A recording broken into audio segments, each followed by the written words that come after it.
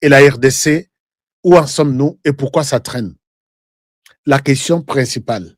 Dans cette bataille entre Kagame et Tshisekedi, qui a déjà emporté ça et qui a peut-être l'intention ou la chance de remporter ça? Vous savez que chez nous, il y a par moment, on s'arrête pour se dire, tout ça, là, moi, évaluation au niveau interne.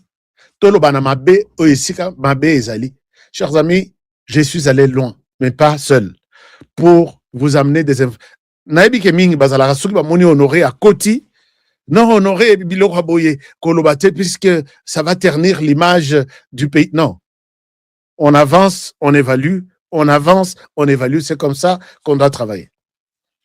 On va vous dire, on va vous présenter des choses aujourd'hui. Je vous demande juste, Mato Inabino, moi, naza pembeni yebisaya tika makelele, zoa télécommande, tiango na veste, landa émission yalelo. Je ne suis pas seul. Je suis avec un expert que vous aimez bien suivre et que vous avez toujours voulu entendre, suivre sur HK Today Télévision. Nous allons évaluer toutes les faiblesses et forces qu'il y a dans ces deals américains, cet accord de paix entre les Rwandais et la RDC, et surtout, voilà, ce qui nous amènera peut-être de parler du dialogue, mais ce sont des grands sujets qui vont nous prendre beaucoup de temps. Alors, je vous présente Eric Mwamba, éditeur du Grand Journal, Eric depuis l'Australie. Bonjour Eric et bienvenue dans cette émission. Eric, votre micro est coupé. Votre micro est coupé. Alors, c'est bon.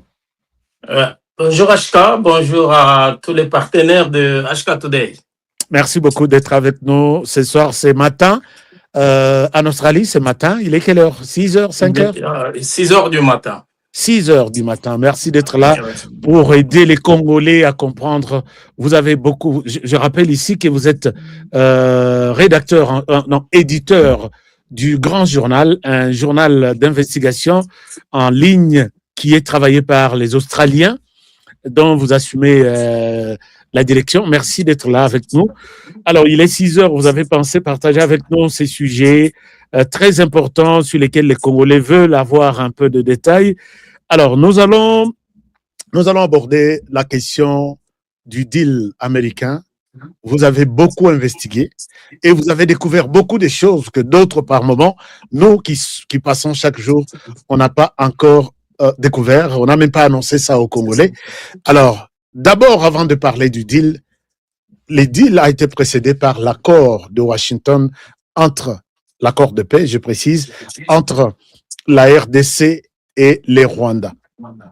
Est-ce que Grand Journal a pu travailler là-dessus, a pu tourner son regard sur cet accord? Si oui, qu'est-ce que Grand Journal a découvert d'abord? Ok, on va faire une émission 100% pédagogique. 100% pédagogique. On y va. Ouais, parce que moi, mon travail de base, j'ai fait des analyses en diplomatie narrative. C'est ça, et stratégie d'influence. C'est ça mon travail de base en tant que journaliste d'investigation. Alors, l'émission va être 100% stratégique. Alors, pour répondre à ta question, HK, c'est le deal qui a donné naissance à l'accord de paix. Puisque le président Félix Tshisekedi, quand il a eu la vision de travailler avec les Américains, il est allé voir les Américains et de cette approche-là est né l'accord de paix. Donc, il faut inscrire l'accord de paix entre la RDC et le Rwanda à l'intérieur de la démarche pour les deals américains. D'accord, donc c'est le deal qui a provoqué l'accord. Exactement, c'est le deal qui a provoqué l'accord, puisque quand avec l'infiltration de l'armée congolaise et le président Félix Tshisekedi, ici on ne va pas faire le tirambisme, donc ce qu'on appelle en langage ordinaire les dialélo. On ne va pas faire les dialélo. Non, aujourd'hui il n'y a pas de dialélo. Aujourd'hui, oui. Pas de dialélo. Pas de dialélo oui. Aujourd'hui.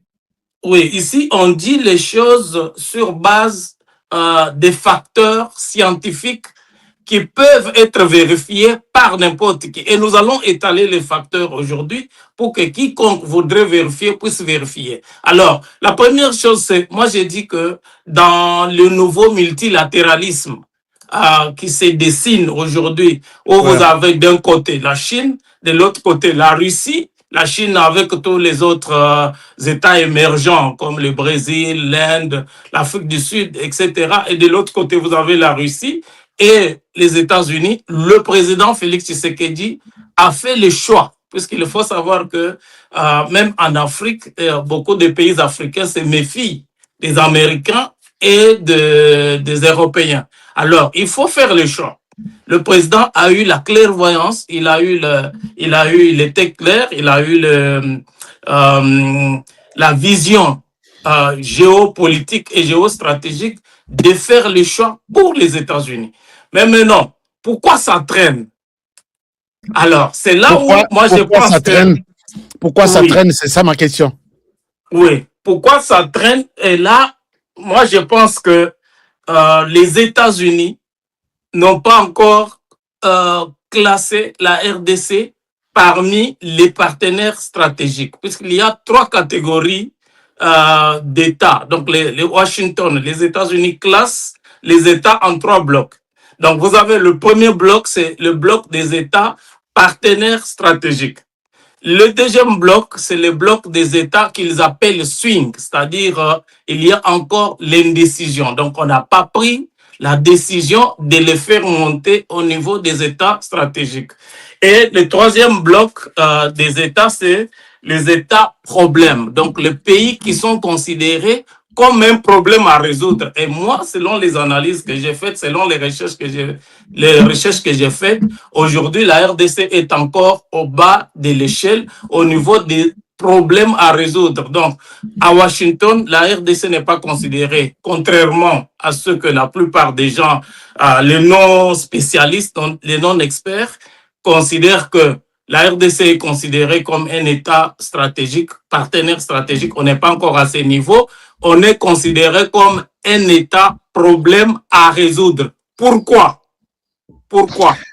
Oui, pourquoi? Pourquoi? Puisque tout simplement, moi, selon mes recherches et mes analyses, il y a une fracture entre la vision du président, c'est-à-dire le président Tshisekedi a eu une très bonne vision, une vision pertinente, cohérente, de travailler avec les Américains sans hésiter, mais il y a une fracture, c'est-à-dire il y a un décalage entre le gouvernement, le cabinet présidentiel et le président. C'est-à-dire, je vais être clair, le gouvernement de la RDC actuel et le cabinet présidentiel, c'est-à-dire l'équipe qui est autour du président Félix Tshisekedi, n'ont pas la capacité de comprendre les enjeux. Pourquoi? Puisque Washington ne fonctionne pas comme toutes les capitales du monde.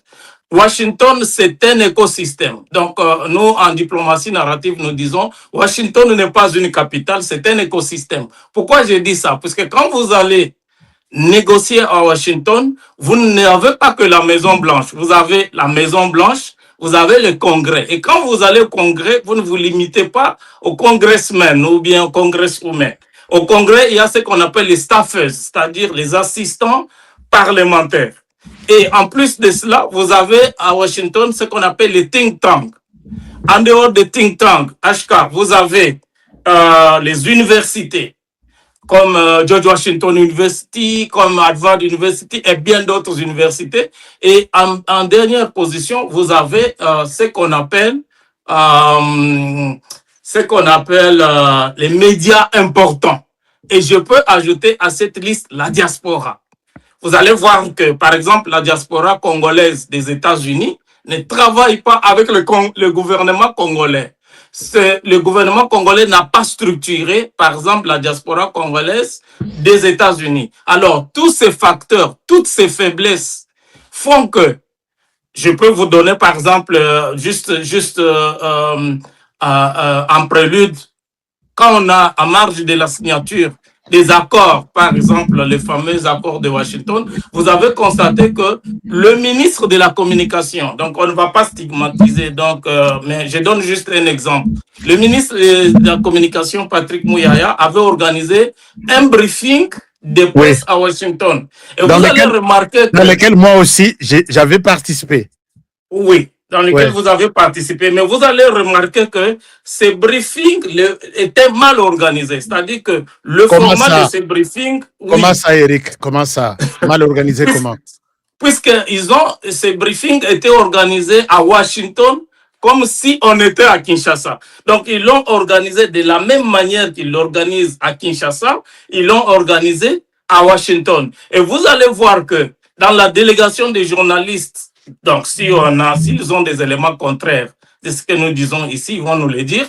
Dans les délégations des journalistes qui sont venus de la RDC, il n'y avait pas de journalistes spécialistes, donc des journalistes experts dans les affaires américaines. Par exemple, il n'y en avait pas. Je doute même qu'il y a des journalistes dans la délégation qui étaient venus qui parlent l'anglais.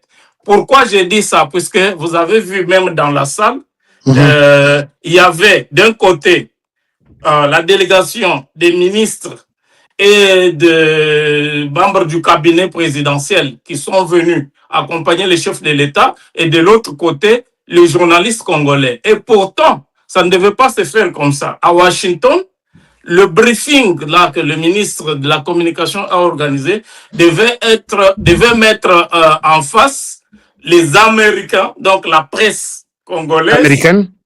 oui, la presse congolaise, la presse américaine et les experts américains. Donc ça devait être un briefing pour que la RDC parle aux Américains et non que la RDC parle à la RDC. Et là, vous avez vu que on a organisé un briefing de presse à Washington, mais c'était les Congolais qui se parlaient entre eux.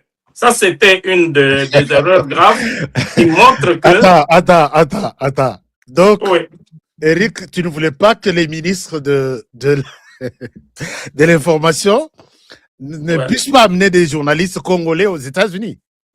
Non, je veux qu'il amène les journalistes experts, puisque nous sommes dans des matières stratégiques, c'est-à-dire que nous parlons des minéraux stratégiques. Et en dehors des minéraux, il y a d'autres matières aussi stratégiques. On parle de l'énergie, on parle de beaucoup de domaines, beaucoup de secteurs stratégiques. Et là, il faut, quand vous effectuez une mission de ce genre, vous amenez des journalistes experts, des journalistes spécialistes dans ces domaines et vous amenez des journalistes qui maîtrisent. Je souhaite défendre notre ministre qui fait un très bon travail. Il y avait des journalistes spécialistes de la question minière. Ils étaient là. Vous connaissez quand même Israël Moutala avec son média économique, quelque chose comme ça. Et il y avait des journalistes qui maîtrisent, qui travaillent dans le secteur minier. Ils étaient là. Mais bon, je ne pense pas que ça peut être aussi une grande faiblesse, puisqu'il fallait que les journalistes soient aussi témoins de cette réalité, de la signature, et quand ils vont répercuter l'information, qu'ils ne spéculent pas. Ça aussi, c'est stratégique dans la communication. Donc, c'est pourquoi nous étions là. C'est pourquoi le ministre a fait appel à nous pour que venez être témoins, et vous avez quand même des précisions, quoi dire à la communauté à laquelle vous allez rendre compte. Donc, je pense que ce n'est pas du tout une faiblesse. Mais bon, revenons sur votre enquête. Mais je vais placer un mot là-dessus, HK, parce que c'est très important. Nous avons dit que nous faisons une émission pédagogique. En fait, moi, je ne me base pas sur les apparences pour faire mes recherches. Vous allez constater que quand une presse accompagne un chef d'État pour les affaires de haut niveau, comme celle-là, vous allez voir que l'objectif de la presse n'est pas de rester focalisé sur l'événement. Quand vous allez, par exemple, aux États-Unis avec des journalistes experts, vous allez voir que ces journalistes experts, ils vont aller dans la société américaine. Par exemple, ils vont aller faire des reportages, des interviews. On va regarder, par exemple, parce que nous avons mentionné la diaspora congolaise. Du côté de la diaspora congolaise, par exemple, quels sont les experts congolais qui vivent aux États-Unis, qui travaillent sur ces questions? Quels sont les experts, par exemple, du côté des Noirs américains, qui travaillent sur ces questions? Quels sont les hommes d'affaires, les investisseurs, les entreprises? Vous voyez, ils vont aller pour faire des reportages et quand ils vont retourner dans leur pays d'origine, ils vont projeter ces reportages dans les médias. Et tout ça, ça n'a pas existé. Et surtout, quand vous regardez le briefing lui-même, là j'insiste, pour que ceux qui nous suivent puissent noter ça. Le briefing lui-même n'a pas mis face à face la société américaine à la presse congolaise. Ça, c'était une D'accord, on évolue. Une Merci, autre, merci, une merci autre pour erreur. Une ouais. autre erreur. Une autre erreur. Vous avez vu que aussitôt après la signature de l'accord, l'équipe du président, donc le gouvernement congolais, a ramené le président, je vais dire précipitamment, à Kinshasa. Puisque à Washington, quand vous signez l'accord, n'est pas la signature d'un accord ou bien la signature des accords n'est pas une victoire sur le plan diplomatique. C'est le début du travail. Donc, c'est comme si vous êtes en train de construire une maison, vous posez la première pierre. Donc, la signature de l'accord, c'est la pose de la première pierre en diplomatie narrative. Alors, après la signature de l'accord, le président ne devait pas rentrer à Kinshasa tel qu'ils ont organisé. Ils sont allés à Kinshasa de manière un peu, je dirais, triomphaliste. Le président... Je dois tout de suite réagir là-dessus. Le président est rentré à Kinshasa puisque j'étais à Washington DC avec l'équipe du président et les autres. Ce n'est pas l'équipe de la communication qui a demandé au président de rentrer vite à Kinshasa. Non, pas l'équipe de la communication. Là, je parle du gouvernement. Je parle de l'équipe dans son ensemble. Et voilà. Je précise quelque chose. Excuse-moi, tu vas rebondir. S'il vous plaît. Ok. Le président, quand il signe les deals, il les signe un certain jeudi. Il devrait se prononcer au Congrès le lundi. Alors, il fallait qu'il quitte. Il n'a même pas parlé à la presse américaine. Il nous a demandé, nous tous, allons à Kinshasa. Il va se prononcer une fois pour toutes après son adresse à la nation, au Congrès, au Parlement. Alors, on quitte, le président arrive le vendredi. Le vendredi, il avait un petit temps de se reposer et faire la mise en bouche de son discours. Les lundi ou mardi, le président se prononce au Congrès et il fallait maintenant qu'il y ait une grande conférence de presse le jeudi. Et c'est le même jeudi que Uvira est tombé. J'étais moi-même là, on m'a demandé à Washington, tu pars avec le président à Kinshasa. Je suis parti à Kinshasa de Washington, donc na Longwe Pananga, na Kendaki Washington. De Washington, je pars avec le président à Kinshasa. Alors, j'arrive à Kinshasa, le président va parler, après le mardi au Congrès, le jeudi, il va parler, et le mercredi ou jeudi, Uvira tombe, et le président a été un peu affecté. Il n'a pas pu se prononcer devant la presse. C'est comme ça que vous avez vu, ce n'est pas le gouvernement qui avait demandé, Tshisekedi quitte Washington, et puis, je pense que vous avez raison, mais il y a des choses à rectifier, à corriger tout de suite. Alors, je vous donne la parole. Je vous remets la parole. Eric, je vous remets la parole. Vous avez fait un grand travail et je vois même ces documents sur lesquels vous avez travaillé. Parlons-en. Deal américain, États-Unis, RDC, vous avez parlé des forces et faiblesses. Alors, qu'est-ce que vous voulez nous dire? Qu'est-ce que vous avez découvert ici? On entre maintenant dans vos idées. Allez-y.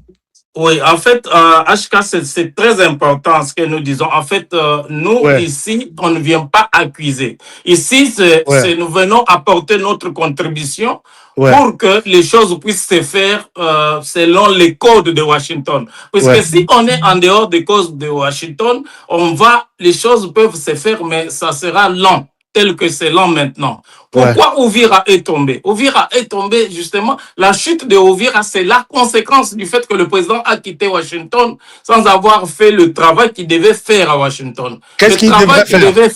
Le travail qu'il devait faire, c'est quoi?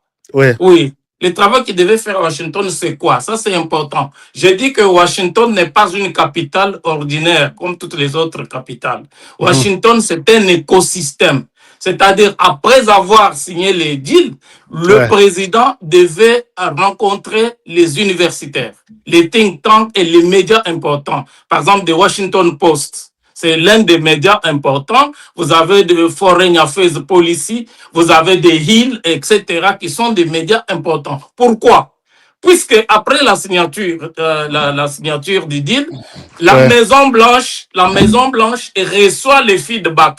Qu'est-ce que les universités, puisque toutes tous ces organes, toutes ces institutions dont je parle font partie de l'écosystème washingtonien. Donc, Ouais. la Maison Blanche reçoit les feedbacks.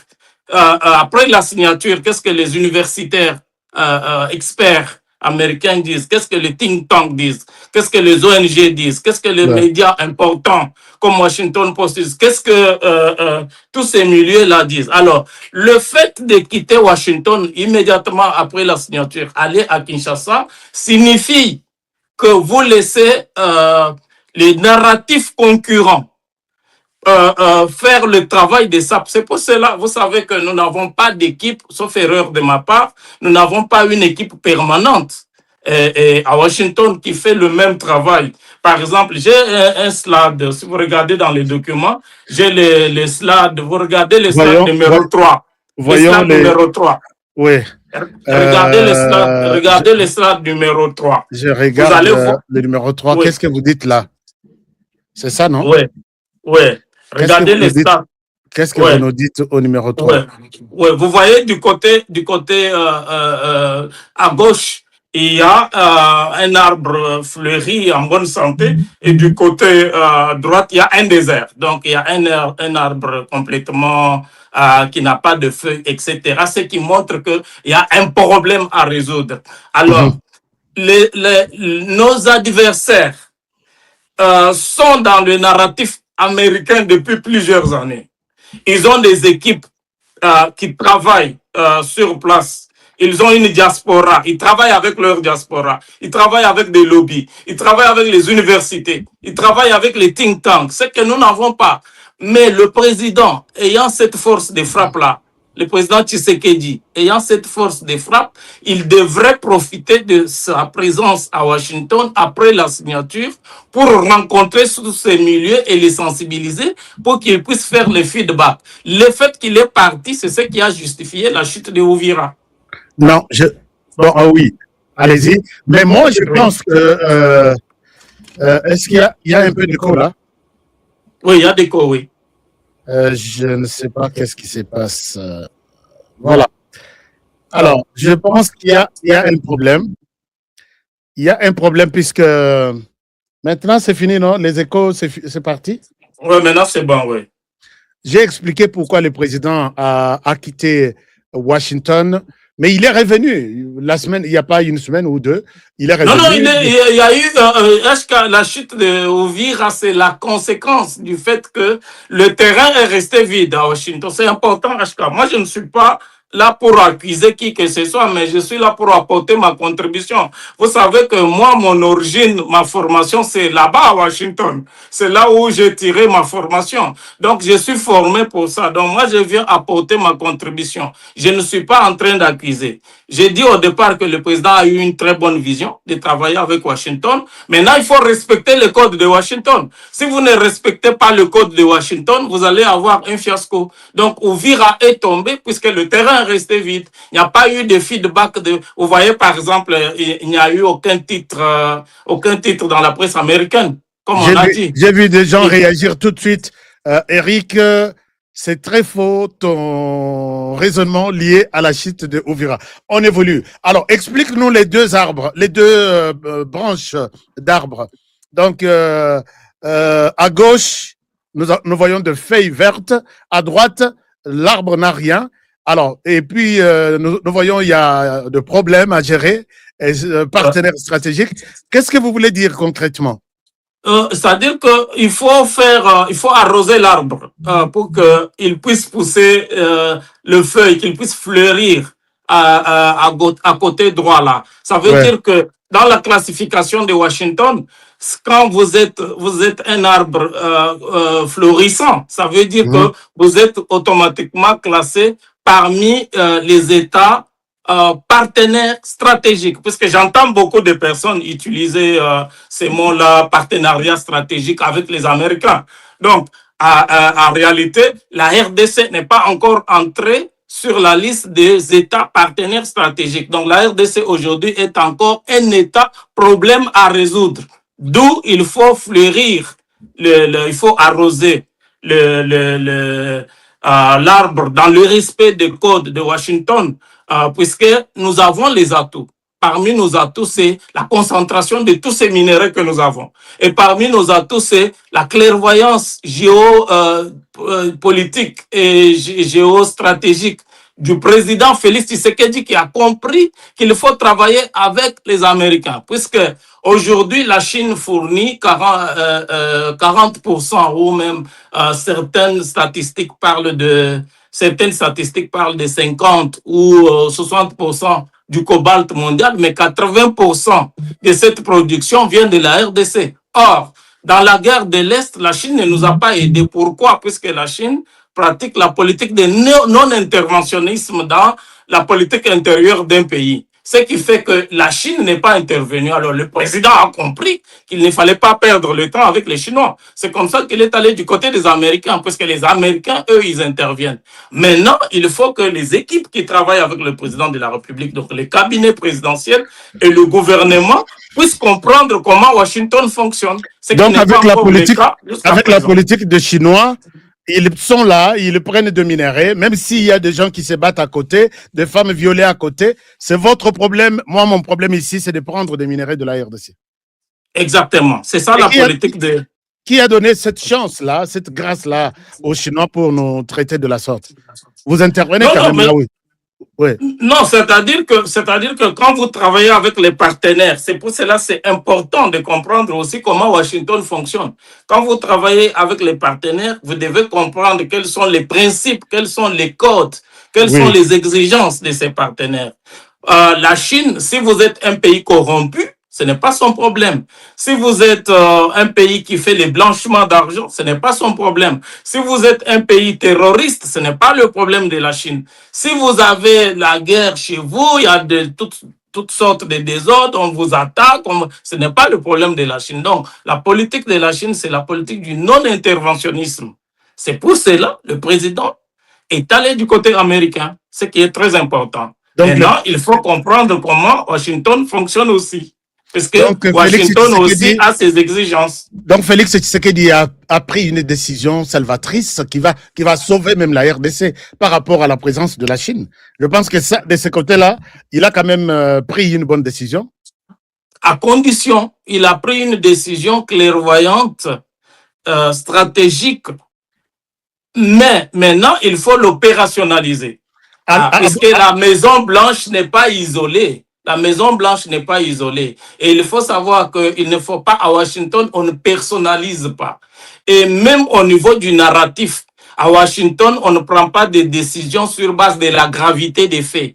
On ne prend pas des décisions sur base des discours moraux. Ce n'est pas puisqu'on vient dire, le Rwanda nous tue, le Rwanda nous viole, le Rwanda nous vole, qu'à Washington, on va prendre des décisions. Non. À Washington, on prend des décisions sur base, le narratif à Washington est construit sur base aussi des principes bien déterminés. Et parmi ces principes-là, il y a l'un de ces principes, parce que je vais citer quelques-uns de ces principes. Parce que, il y en a beaucoup. Il y a, par exemple, vous devez avoir un message bien structuré. Et le message, votre message doit être aligné sur les intérêts américains et non sur vos intérêts à vous. Mais c'est exactement la structuration. La structuration. Excuse-moi, HK, la structuration du message, c'est le premier principe. Et ce message doit être répété. Pas le lendemain, aujourd'hui, vous venez dire une chose, le surlendemain, vous allez utiliser des termes du genre le père, le fils. Ça crée un peu on ne comprend rien. Donc, quand vous venez avec des expressions, des nouvelles expressions, non. Vous avez un message bien structuré, avec un vocabulaire simple, clair, bien structuré, que vous répétez. Ça, c'est le premier principe. Le deuxième principe, c'est la centralité. Il faut éviter plusieurs centres. Chacun vient dire, vous avez tantôt le Mouzito qui vient parler, vous avez le ministre de la Communication qui vient dire la chose contraire, vous avez la présidence de la République. Non. il y a la centralité. C'est un principe en narratif à Washington, la centralité du message. L'autre principe, c'est la temporalité. Le principe de temporalité. Ça veut dire quoi? Ça veut dire que les discours, les narratifs à Washington s'inscrivent dans un temps long. Ce n'est pas le même jour que vous allez résoudre tous les problèmes. C'est-à-dire, quand vous venez à Washington, il faut dire aux Américains, voici les plans que nous avons faits pour 20 ans. Voici les plans que nous avons faits pour 30 ans. Voici les plans que nous avons faits pour 50 ans. Et pendant les 20 ans, les 30 ans ou les 50 ans, votre discours va rester structuré, centralisé et dans la temporalité. Ce sont des principes que jusqu'à présent, moi, en tant qu'observateur attentif, quand je regarde, j'ai l'impression que, parce que moi, quand j'écoute, par exemple, je ne suis pas ici pour accuser, mais quand j'écoute, par exemple, le ministre de la Communication dire le père, le fils, etc., quelqu'un a même dit le grand-père, etc., ce sont des choses... Toi, c'est quoi le problème avec le ministre des Communications? Écoute, Eric Mwamba, je rappelle ici que nous avons Eric Mwamba sur HK Today Télévision aujourd'hui. Eric, c'est quelqu'un qui fait beaucoup de choses, qui a travaillé même sur les sols américains pour plusieurs années. Il est spécialiste, il est journaliste d'investigation. Alors, les discours de Félix Tshisekedi aux Américains, je vous rappelle, c'est « Nous sommes victimes d'une barbarie d'un certain Rwanda en RDC pendant 30 ans, mais le Rwanda n'est pas seul. Le Rwanda est appuyé par d'autres multinationales et qui se sont qui ont fait un bloc pour piller la RDC. En même temps, ils les pillent, en même temps, ils les tuent. Les Américains, je viens vers vous. Voici, nous avons autant que vous pouvez avoir chez nous, mais nous avons besoin en retour de la sécurité dans ce pays et faire arrêter tout ce que nous avons vécu pendant 30 ans. Les Américains ont compris cela.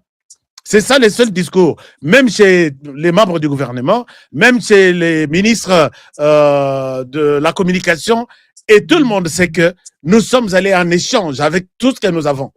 Les Chinois exploitent. Ils ne font rien, ils n'arrêtent pas l'insécurité, ils n'arrêtent pas les pillages. Les Chinois pillent de leur côté, l'Occident pille de son côté avec les Rwandais, et ainsi de suite. Les Américains, c'est à votre tour. S'il faut piller, piller aussi, mais nous avons besoin, cette fois-ci, d'un marché gagnant-gagnant. Vous nous donnez la sécurité et vous prenez aussi comme les autres. C'est ça les discours que nous avons. Je pense que personne jusque-là n'est allé en dehors de cette vision de Félix Tshisekedi. Alors, nous revenons. Vous êtes en train d'énumérer les avantages et les désavantages, les forces et faiblesses dans ces deals. Pour aider ceux qui nous suivent. Alors, vous avez parlé ici de problèmes à résoudre du côté de la RDC et comment est-ce que les deals, vous voyez, à quel niveau vous voyez un échec? Ok, HK, j'ai le slide numéro 12. Par exemple, prenons les numéros 12. Je vais prendre le slide numéro 12 qui parle de guerre des narratifs. Et là, vous avez énuméré effectivement ce qu'il ne faut pas faire à Washington. Ce que vous venez de dire, c'est ce qu'il ne faut pas faire à Washington. Donc, à Washington, on ne se victimise pas. Il ne faut pas aller dire à Washington, nous sommes victimes, on nous tue. Voici ce que le droit international dit. Voici le nombre de morts. Il ne faut pas dire ça à Washington. Il fallait dire quoi? À Washington, il faut parler le langage américain. Donc, le langage stratégique américain. À titre d'exemple. Il faut parler des intérêts américains. Vous savez que les Américains sont contre le terrorisme, par exemple. Il faut dire aux Américains que nous... Oui, allez-y. Oui, il faut dire, à titre d'exemple, HK, il faut dire aux Américains que la RDC, vous savez, le président Félix Tshisekedi, quand il est arrivé au pouvoir en 2019, il parlait de lutte contre le terrorisme. Donc, il faut inscrire les désordres qui se déroulent en Afrique centrale comme étant du terrorisme. Et vous vous posez auprès des Américains comme un État qui veut lutter contre le terrorisme. Ça, c'est le langage américain, parce que les Américains parlent de lutte contre le terrorisme. Vous savez, avec les événements du 11 septembre, les événements de New York, par exemple.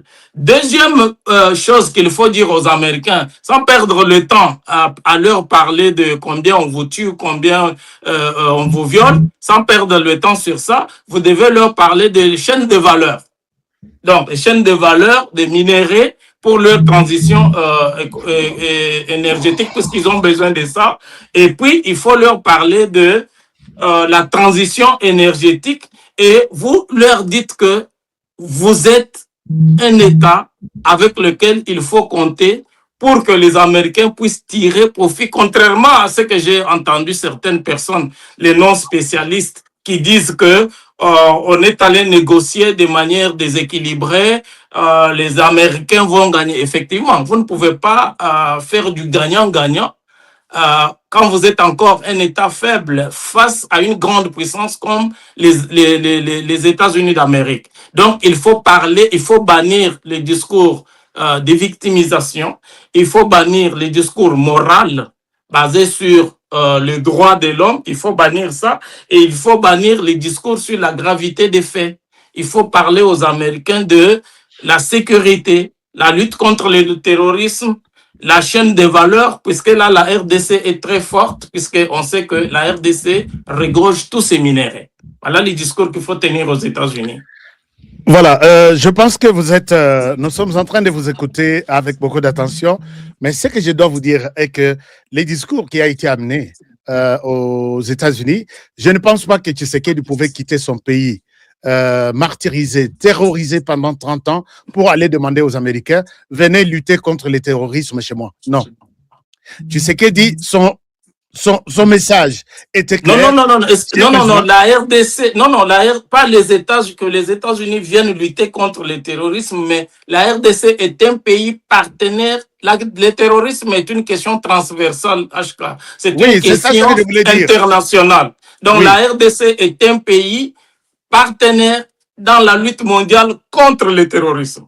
C'est ça le discours. C'est exactement ce que je voulais dire, que les États-Unis sont dans la lutte contre les terrorismes depuis très longtemps, et ils ont engagé beaucoup de moyens à travers le monde, et ils continuent à engager des moyens dans ce sens-là. Pour les cas précis de la RDC, on a besoin de manière concrète, puisque si, avec les Américains aussi, dans leur langage, leur manière de prendre des décisions, vous venez avec un problème très clair, vous l'exposez clairement, pas trop d'analyse, pas trop de, vous savez, j'étais quand il fut. Non. Un problème, une solution. Et Tshisekedi a posé le problème. Les Américains ont facilement compris cela et ils ont dit, on va travailler ensemble. Je pense que c'est dans ce sens-là. L'essence, d'abord, de voir que nous avons besoin de travailler ensemble, et nous sommes convaincus que vous avez la réponse à notre question, et puisque vous êtes aussi dans les besoins de ce que nous détenons aujourd'hui. Alors, maintenant, on avance. Je pense que nous n'avons que 11 minutes qui nous restent pour terminer avec cette émission d'aujourd'hui. Alors, Eric Mwamba, vous avez évoqué je suis en train de voir ton enquête sur les deals américains. Vous ne donnez aucune chance à la RDC. Non. Que ces deals va se concrétiser, en fait. Non.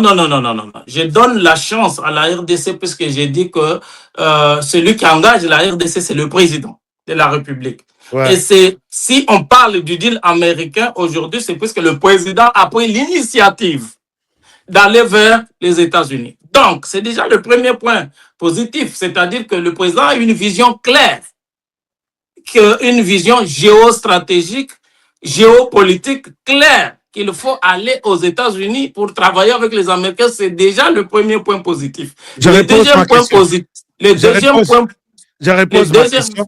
À quel niveau vous donnez la chance? Vous trouvez que la RDC a la chance de réussir dans ce deal, dans ce processus ici?